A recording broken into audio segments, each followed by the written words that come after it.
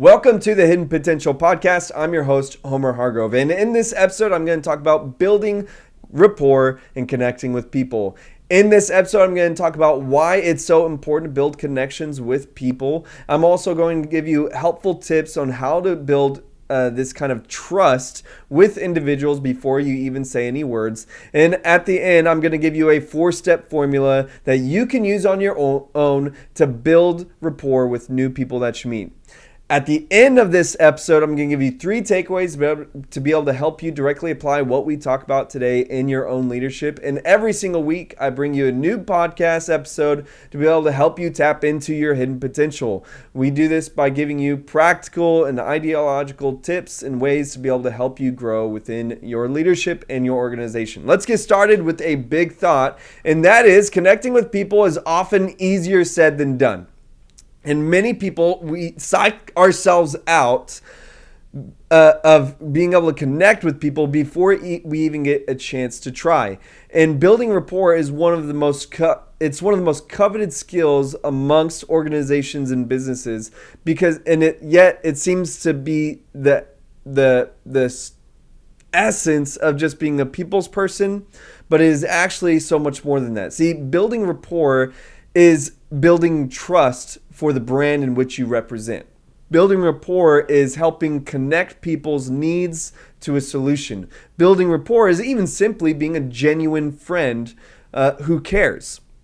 And the reason that this topic is so important to talk about is because so many people struggle with this idea of building rapport with others, thinking that they're being ingenuous or simply because they don't know how to initiate different conversations. And so many meaningful opportunities are lost because of this fear, this anxiety, and the feelings of not being equipped enough to talk to people. And it is so much simpler and easier than people make it out to be in their heads. And in this episode, I believe that you're going to feel equipped and empowered to better build rapport with complete strangers. So let's start off by talking about why is it necessary? See, not only do nearly all organizations, almost every business, every organization needs a growing influx of connections in order to not just grow, but even sustain itself. It needs a healthy growth of influx of customers and people and engagement. And people are community-centered beings. See, other than the idea that the businesses and organizations need it, see, people, we ourselves, we're community-centered beings. And it doesn't matter if a person is an extrovert or an introvert. We all need connection with other humans, with other people.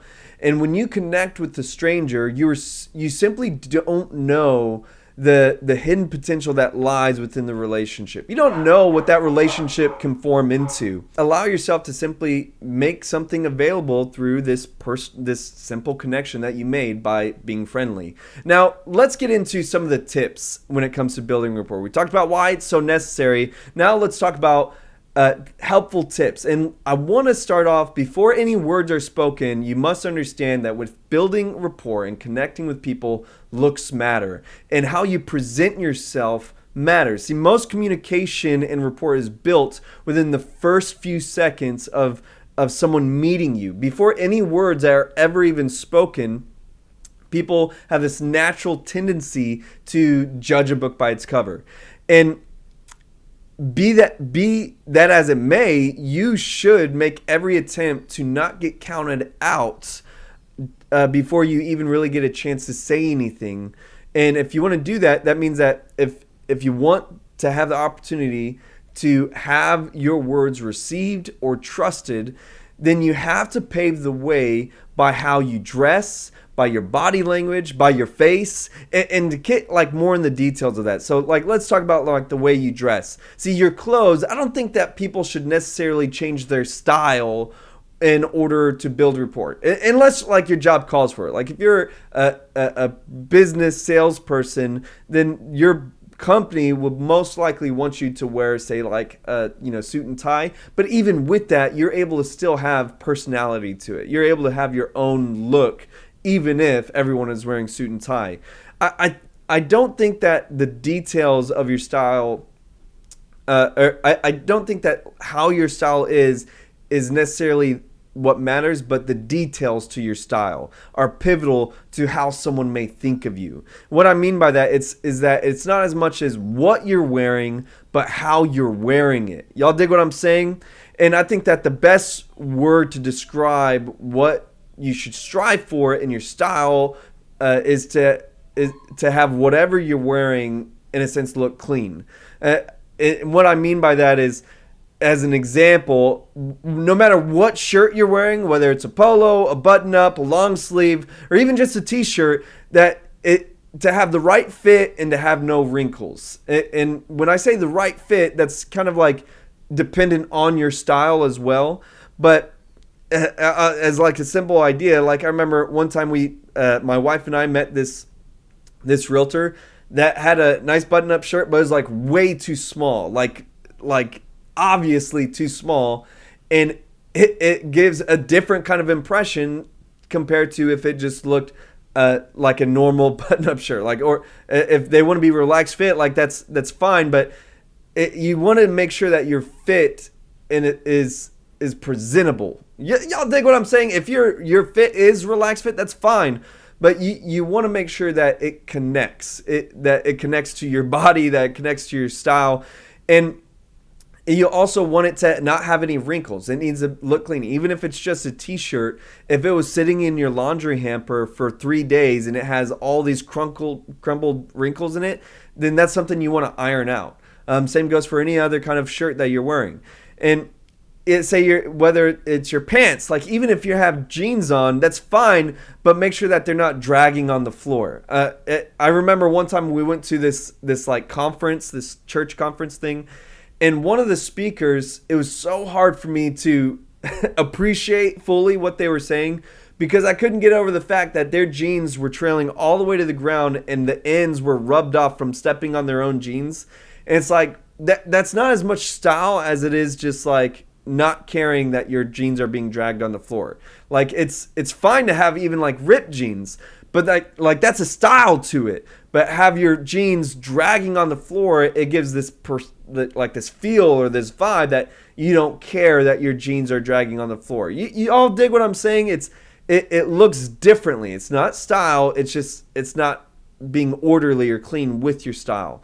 And same goes for like your beard can be long, but have it like trimmed, like not scraggly. If you have a long beard, great. Doesn't necessarily matter, but have it clean cut, like not clean cut, but to where it looks clean along with your style. Maybe your nails, they could be whatever color nails you want, but just not chipped.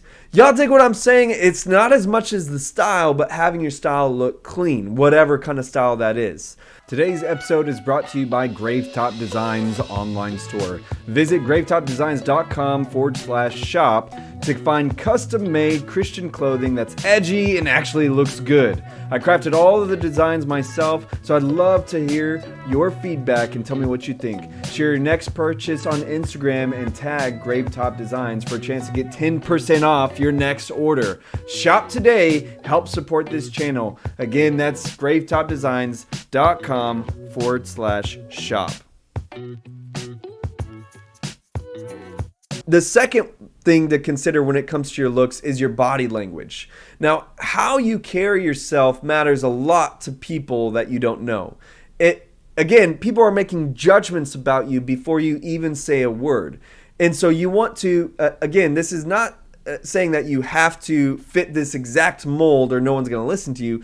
These are just tips that could be helpful for you. So one thing would be like trying not to slouch. You want to be able to stand straight up, shoulders back, have like a sense of confidence. You don't want to stay looking at the floor. Some people avoid eye contact because they feel anxious around others, and so they just only look at the floor. Well, it doesn't exude confidence when you stay looking at the floor. You want to have your head up, look around. Also, you don't want to carry your phone in your hand. And it sounds like I'm being, unnecessarily detailed with this, but I'm telling you, it really does build a lot by just how you carry yourself.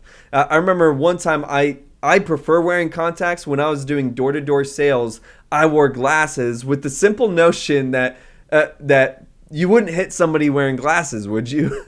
And with door-to-door sales, when I was doing that, I mean, you get a lot of doors slammed in your face, a lot of people irritated with you. And I was able to build just that much more rapport with people because they felt like there was just a slight more little bit of trust that they could have since I was wearing glasses. And I remember specifically a sale that I made with this lady that let me, a strange man, into her home to sign up this contract. And in the dialogue, she says, yeah, at first I felt kind of nervous about letting you in, but honestly, I mean, like, even just the fact that you had glasses made me feel like I could trust you a little bit more. And that was literally her words to mine. So as I'm saying these details, I'm not trying to nitpick. I'm being serious about how these little details matter. And carrying your phone in your hand makes a person feel often like you're not fully engaged in that conversation, as if you're waiting to be somewhere else because you have your phone out. Even things like how you put your arms. You don't want to cross your arms because that gives a guarded impression. And you don't want to have your hands in your pockets because it gives this impression of like not so much of a nonchalance as if you don't care. You are trying to portray yourself as someone who is approachable and is easy to talk to and attentive to listen to you. And so all these little factors affect the way that someone will receive or trust you. And I'm telling you, as I'm talking about this, start paying attention to what makes you feel certain ways. When you have certain people come up to you, start paying attention to what makes you feel what. And you'll notice that these little triggers will have different impressions on how well you receive who they are and what they're saying. And finally, your face. Now, the biggest turnoff to building rapport is someone who simply doesn't know how to smile. There's a lot of other things that can go on with your face that can build rapport or tear it down, but it may sound simple. Your smiling can instantly kill an opportunity to connect with someone that you don't know. And just consider how hard it is for you to tell those random salespeople inside, like whether it's the mall or even at like the grocery store, you got that internet provider that's waiting near the exit and they randomly say a compliment to you, and it's while smiling say, hey, by the way, who's your internet provider? And it almost is hard for you to tell this complete stranger that you don't owe anything to, no, thank you, just because they're smiling at you. It's hard because it seems like they're being nice, even though all they're doing is really smiling. See, smiling, you legit need to practice smiling. And if your smile looks or feels fake, if it even feels fake to you, you want to kind of like practice looking in the mirror and see what feels comfortable. Because to make friends, you have to show yourself friendly, and smiling is a big part of that. And with all of these things that I'm talking about, I'm telling you, when it comes to connecting with people, these are kind of like these unspoken rules within society that no one necessarily talks about, but they feel and they acknowledge, whether subconsciously or not. We acknowledge these things, and it affects how we trust others. Now, I'm going to end with this four-step formula in how to form conversation. And I believe that every conversation should feel genuine, okay? No one likes the feeling of being faked talked to. Y'all know what I'm saying? No one likes someone trying to sell them on something. You should try to separate in your mind, when you're intentionally trying to build rapport with someone, you should separate in your mind that the person that you're talking to and about and what it is that you're connected to. Like, make it to where the person that you're talking to or about to talk to is simply a real person that you have the opportunity to get to know better. And after that, whatever happens, happens. And I feel like once I started doing that, I feel like I really had so much more life in me, like when it came to engaging in relationships, engaging with people, because I wasn't trying, I didn't have in my mind like, okay, I'm going to invite them to church, or I'm going to do this, I'm going to do that. It turned into like, I'm going to get to know this person. And by the end of it, if it happens to be something that's a formidable connection for right now, then great. If not, then at least I got to get to know somebody and I got to practice my communication skills. Y'all dig what I'm saying? And so when it comes to initiating those conversations, I almost always use this FORM acronym. It's 4 different letters, FORM, and that stands for family, occupation, recreation, and message. And so to break it down quickly, if I'm initiating a conversation with someone, I initiate this engagement, I'll start with family and I'll ask kind of like everything about family, or I'll ask about like where they're from. Everything originated to their upbringing, the family. And so I'll ask things like, so are you originally from here, from somewhere else? Oh, okay. Is your family here too? Or are they somewhere else? And I'll just start kind of building that conversation, and it turns organically, because I'm really just trying to learn about them and their family.